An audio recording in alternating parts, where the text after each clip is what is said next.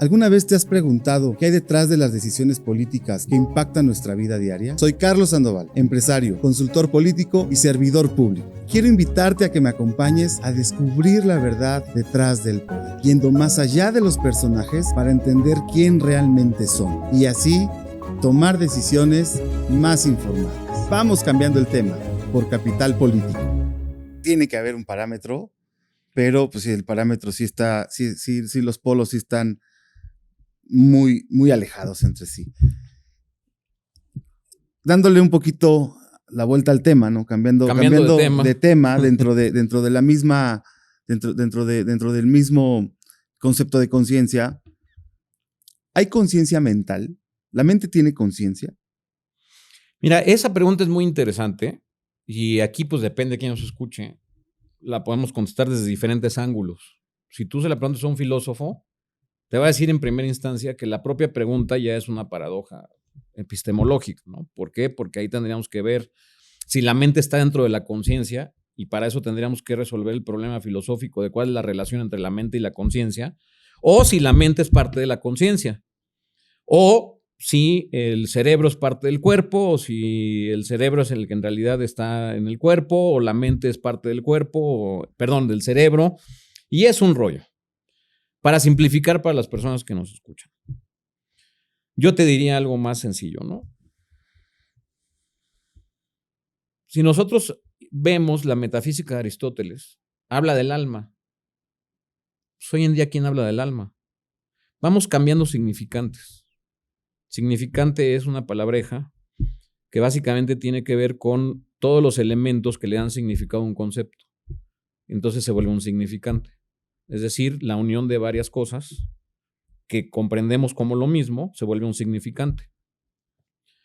En ese sentido, yo creo, desde mi punto de vista, que la palabra alma, por ejemplo, es un significante al que le dimos diferentes acepciones. O sea, ahí metemos en ese mismo licuado la mente, el cuerpo, a Dios, la conexión con el Espíritu Santo. Porque era en cuerpo y alma. Es que así es, yo ¿no? te quiero en cuerpo y alma, ¿no? Entonces, te lo traigo a colación porque es un poco lo mismo lo que sucede el día de hoy, en el siglo XXI, en primer cuarto del siglo XXI, con el concepto de la mente y la conciencia, ¿no? O sea, simplemente cambiamos de concepto.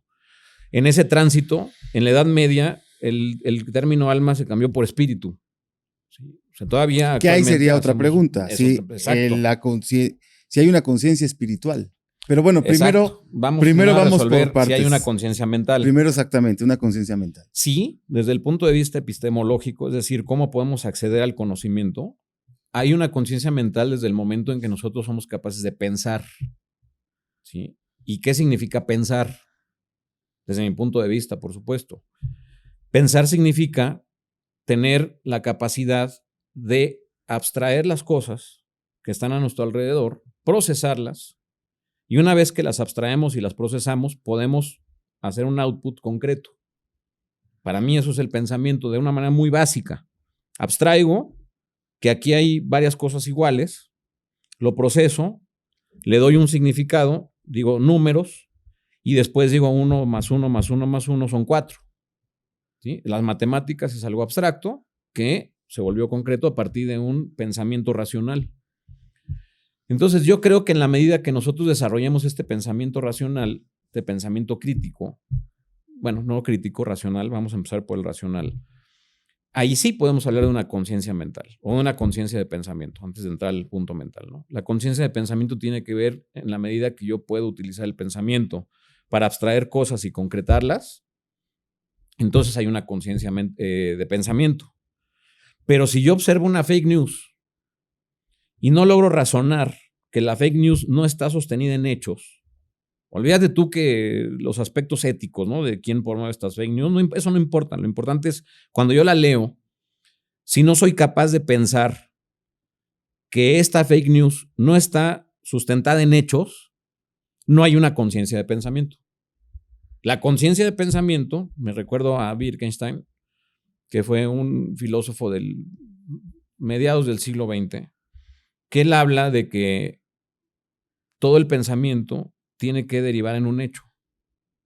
Todo pensamiento tiene que derivar en un hecho, y lo que no es hecho no es pensamiento y por lo tanto no existe, o llega a no existir, es decir, todo está hecho.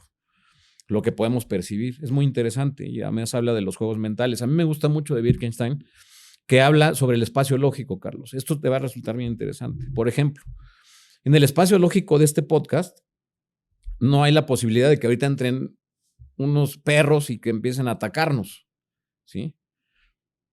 ¿O existe la posibilidad? Ujú. ¿De acuerdo? ¿Por qué no existe la posibilidad? Porque dentro de este espacio lógico estamos en unas instalaciones que están seguras, que están cerradas, pero si nos vamos a una situación mucho más extrema, de pronto ahorita puede haber una revolución y a lo mejor se escaparon unos perros salvajes. Es decir, no es tan disonante la idea. Pero en cambio, si te digo que en este momento de pronto va a venir una nave extraterrestre y nos va a abducir a ti y a mí, y en la tarde vamos a estar en Marte, eso sí podría ser algo que escapa del espacio lógico. Por lo tanto, escapa de los hechos. Inclusive la posibilidad de que vengan perros y nos ataquen es un hecho. Existe esa posibilidad.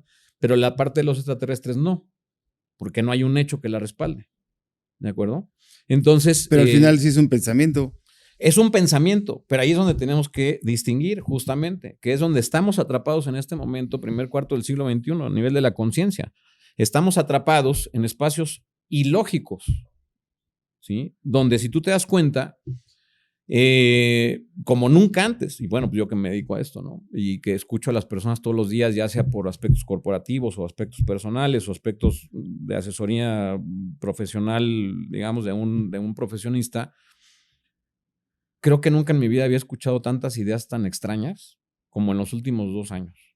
Te diría, posterior al 2020, lo que sucedió a nivel mundial de esta crisis sanitaria, creo que nunca había escuchado ideas tan raras. Y mira que yo he escuchado ideas muy raras. Pues como que hay una nave extraterrestre que todos los días se comunica con esa persona y que le dice qué hacer. O sea, ese tipo de cosas muy fantasiosas que se escapan totalmente al espacio lógico. Mira, hay una situación que me gustaría que abundáramos, si te parece interesante, que la denominó Platón el privilegio de la primera persona y que en filosofía se le llama la clausura epistemológica. ¿Qué es esto? Cuando yo te digo, ¿sabes qué, Carlos? Pues es lo que yo pienso y hazle como quieras. Dado que tú no puedes entrar a mi cerebro, tú no sabes lo que yo estoy pensando, o sea, no tienes el argumento. Yo sí estoy escuchando al extraterrestre. Bueno, pero explícame. No, hazle como quieras. Yo lo escucho y para mí es real. Hazle como quieras. Eso es como quien habla con ángeles, Así como es. quien ve a Jesús y le dice qué hacer, como quien comenta este tipo de cosas, ¿no? Así es, que por definición es una clausura epistemológica. ¿Por qué? Porque no hay manera de que alguien lo refute. No hay un argumento. Completamente subjetivo. Totalmente subjetivo y no solamente subjetivo, sino que carece de elementos que nos permitieran, a pesar de que pueda existir en el mundo metafísico, poder postular alguna posibilidad de su existencia. No es posible, no hay forma. Insisto, porque hay una clausura epistemológica. Porque solamente parte del gurú, o del líder, o de la persona que dice, no, es que yo lo escucho.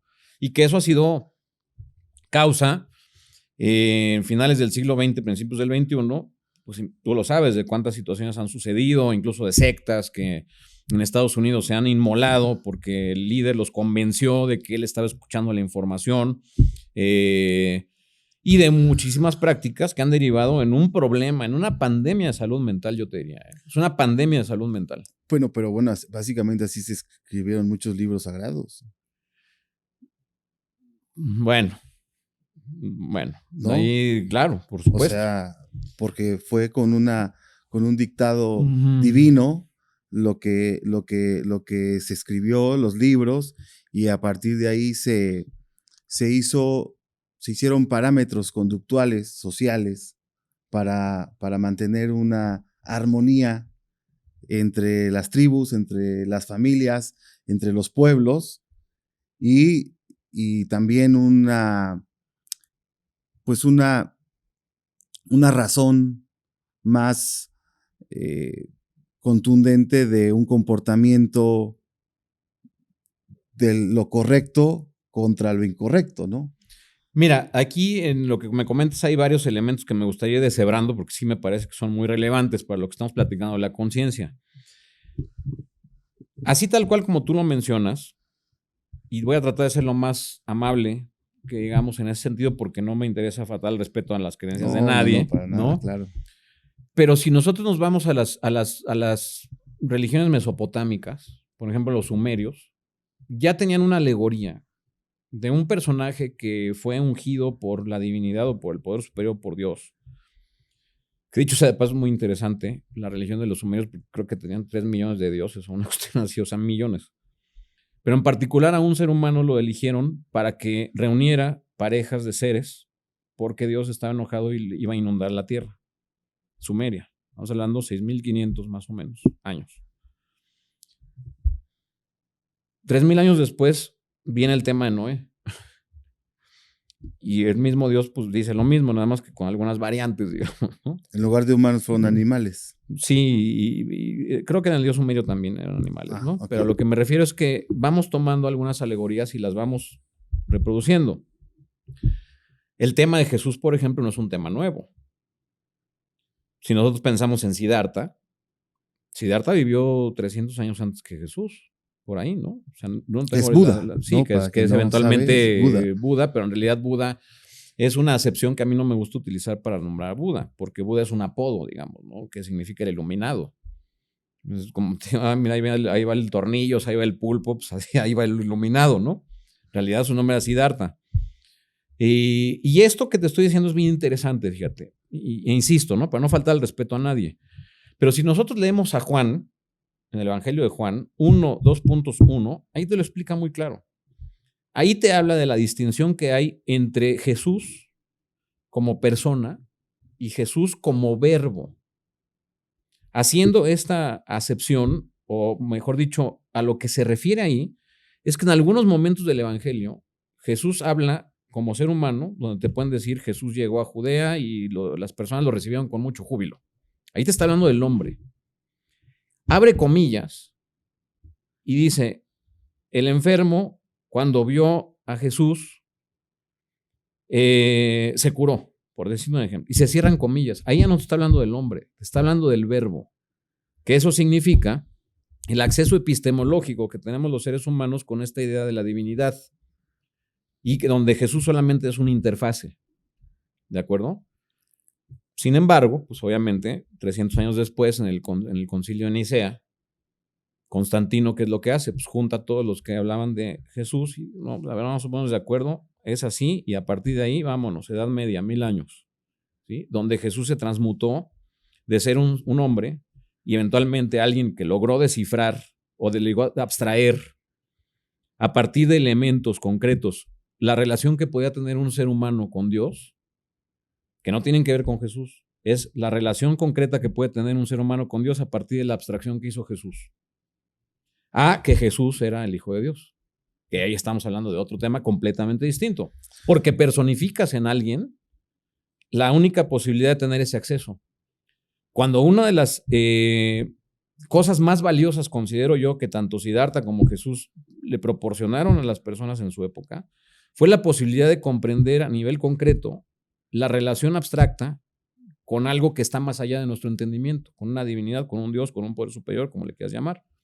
Entonces es muy interesante, pero eso sigue siendo hasta nuestros días, ¿eh? O sea, si nosotros no tenemos las claves de entender cuándo está hablando el hombre y cuándo está hablando el verbo, haciendo esta analogía, confundimos, porque queremos personificar. Somos idólatras por naturaleza, eso es parte de nuestra esencia. Como seres humanos somos idólatras, ¿sí? Entonces, esa idolatría tiene que derivar en un personaje al que le pido. Es más fácil pasar del pensamiento triangular al pensamiento circular. Es más fácil pedirle a alguien que me resuelva el problema, en lugar de hacer el esfuerzo de comprender cuál es mi relación con esa entidad, con esa divinidad, con esa fuerza, con ese poder superior, como cada quien lo conciba. Es más fácil hacerlo responsable que inclusive razonar de qué manera me puedo relacionar con él de manera concreta a partir de lo abstracto. Es más fácil, Carlos, es más fácil, somos idólatras.